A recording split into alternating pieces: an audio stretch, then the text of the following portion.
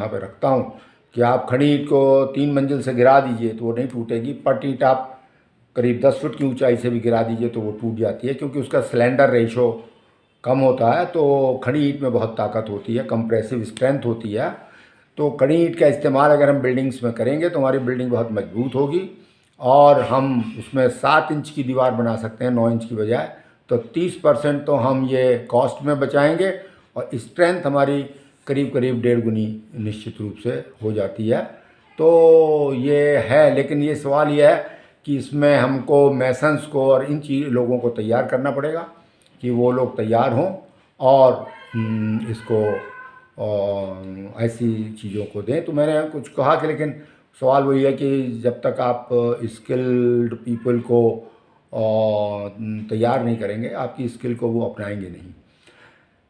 तो ये मैं इस तरीके से कंसल्टेंसी वैल्यूएशंस उद्योगों की, तमाम उद्योगों की, बड़े उद्योगों की किस तरीके से सिक यूनिट्स प्रॉफिट यूनिट्स में कन्वर्ट हों, इसकी रिपोर्ट्स, और सिकनेस कम हो, बैंक का एनपीए कम हो।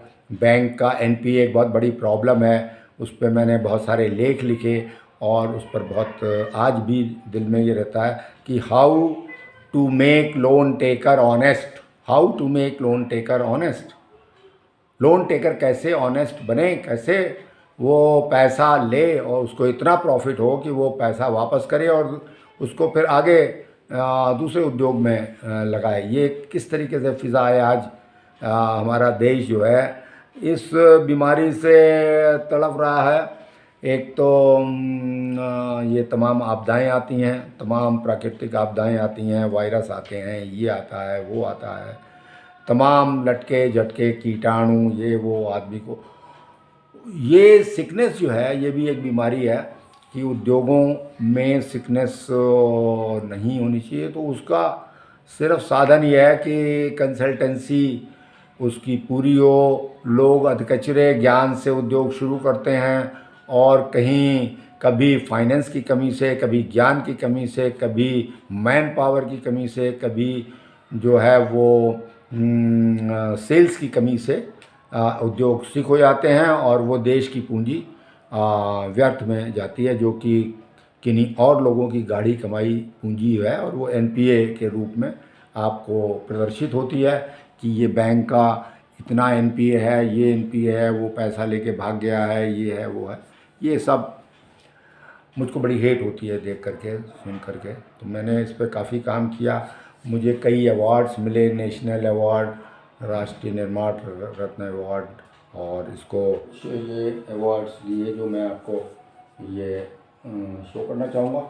और बहुत सारे अवार्ड्स और मोमेंटोस लगे हैं जिनको मैं आपको दिखाऊंगा, क्योंकि ये जो भी चीज़ें हैं ये मेरा नहीं, ये ईश्वरीय प्रदत्त एक एक खिलौना, मानव एक खिलौना ईश्वर का, उसके लिए हैं।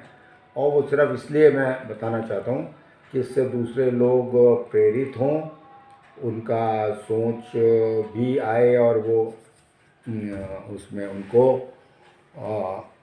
मदद मिले और हमारा जो ये बीमारियां हैं ये देश से दूर हो सकें। सिकनेस की इंडस्ट्री जो है संपन्न हो, कुटीर उद्योग बढ़ें, गांव-गांव में उद्योग लगें। गांव में भी काफ़ी ज्ञानशीलता है, सोच है और इमेजिनेशन है, लेकिन वो ऐसा माहौल नहीं है, वातावरण नहीं है, इज्जत नहीं है।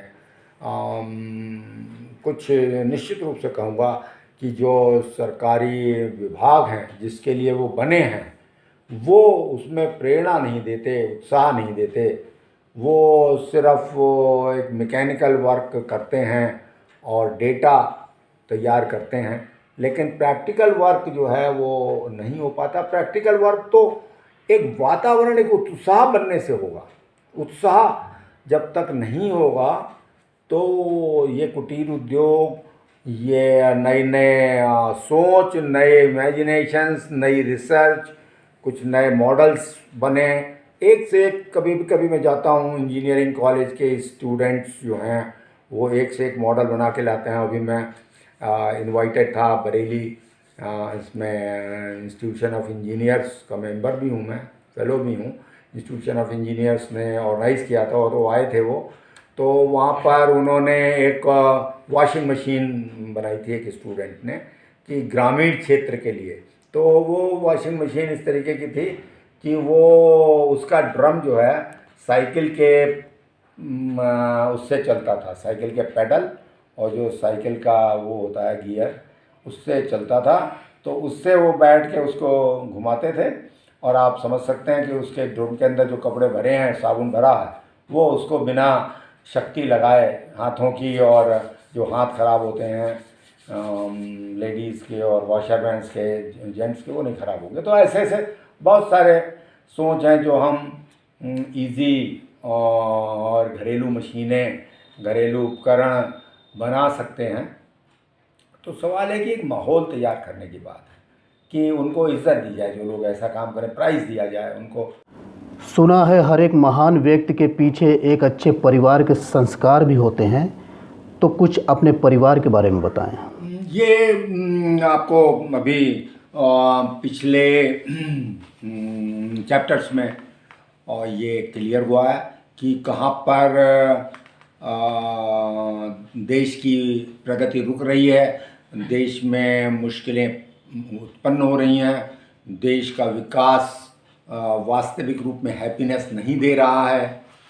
प्रश्न ये है कि कोई भी विकास हो तो उसके साथ हैप्पीनेस जुड़ी होना चाहिए। हम रात दिन टीवी पे इस पे एक विकास करना है, विकास की योजनाएं आ रही हैं, विकास की योजनाएं और आएंगी, लेकिन ये सुनाई नहीं देता कि हैप्पीनेस कितनी आएगी, हैप्पीनेस में कहाँ लोचा है, या हैप्पीनेस जांच करने का कोई इंडेक्स सरकार ने बनाया है, और आंतरिक स्थिति को जांचने का कोई मापदंड बनाया है कि इंसान की वो हैप्पीनेस प्रदर्शित हो सके, तो पता लग सके कि विकास की जो है वास्तविकता, वास्तविक उपयोगिता हैप्पीनेस से ही जुड़ी होनी चाहिए। परिवार एक यूनिट है पूरे देश की। जिस तरीके से भवन की यूनिट ईंट होती है, ईंट ईंट जोड़ के भवन बनता है, 100 मंजिला, 200 मंजिला, 50 मंजिला इमारत बनती है, ऐसे ही 1, 2, 10, 50, 1000, 10,000, 2 लाख, 4 लाख, 10 लाख, 1 करोड़ मिलकर के देश बनता है।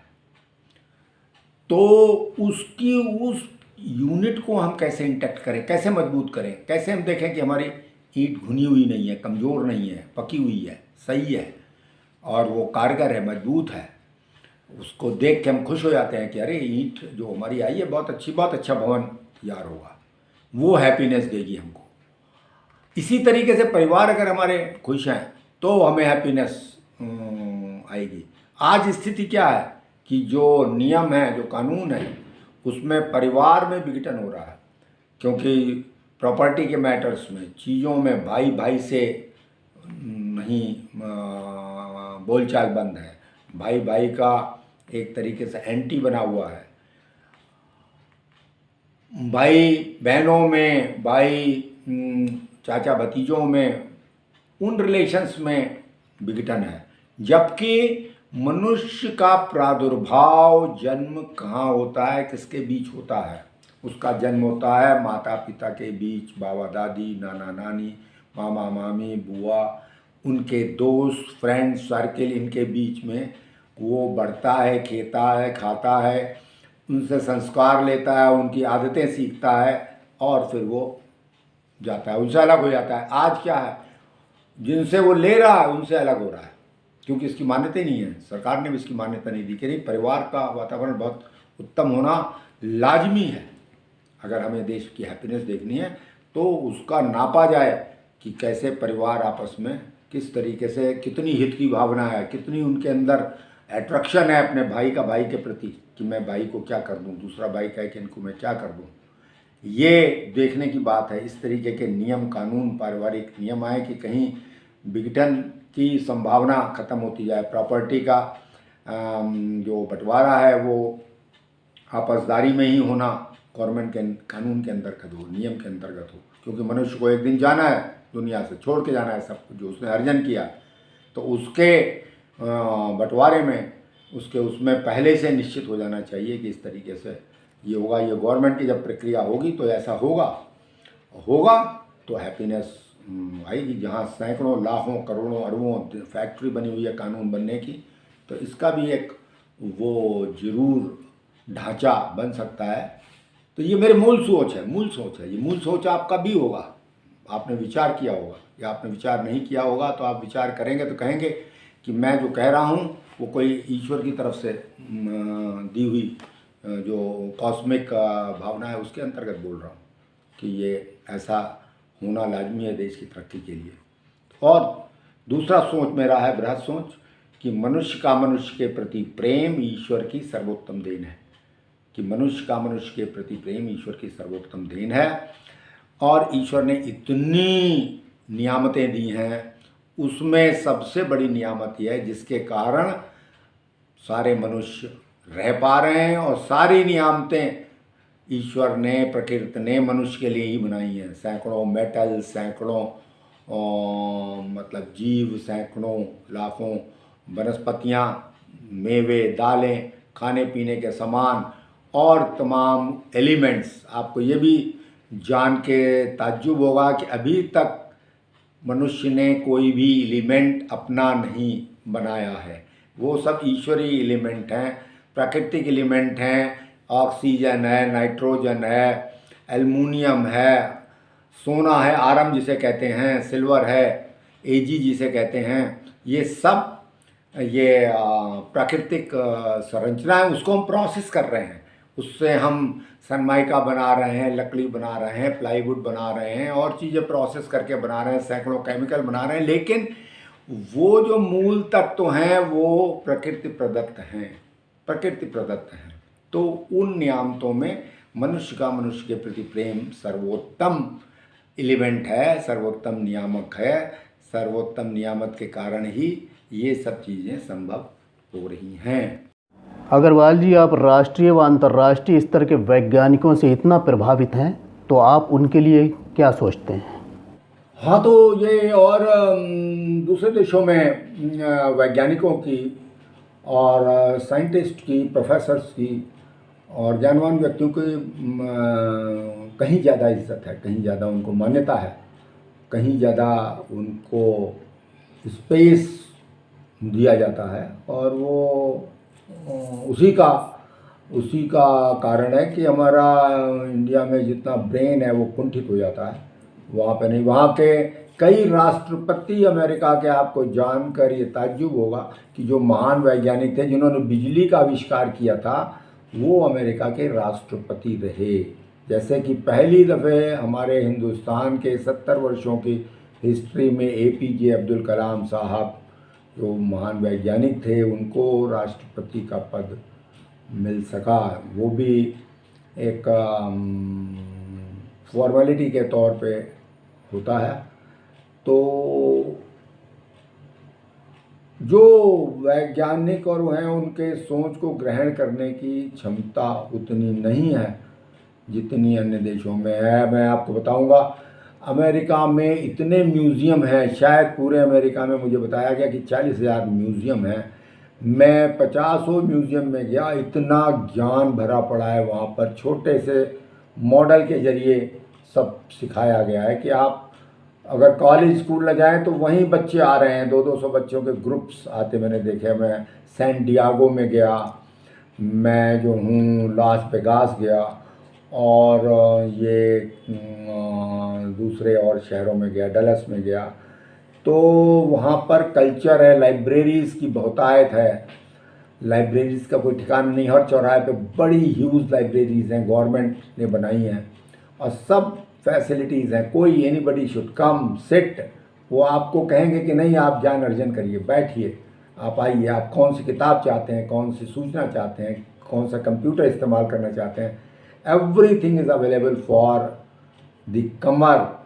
They want कि everybody should join the library, everybody should join the museum and become imaginative person, become scientist। बच्चों में ये संस्कार, वहाँ छोटे छोटे बच्चे 5-5, 6-6, 7-7 साल के ग्रुप्स में आ रहे हैं और वो सीख रहे हैं। एक मैं म्यूज़ियम में गया तो उसमें पूरा ह्यूमन बॉडी के बारे में बहुत ह्यूज म्यूजियम था, लेके ब्रेन से और फिट तक मसल्स क्या होती हैं, ब्लड सर्कुलेट कैसे होता है, और हमारा स्केलेटन कैसा है, और माइंड में कितनी करोड़ों अरबों अरबों अरबों खरबों वो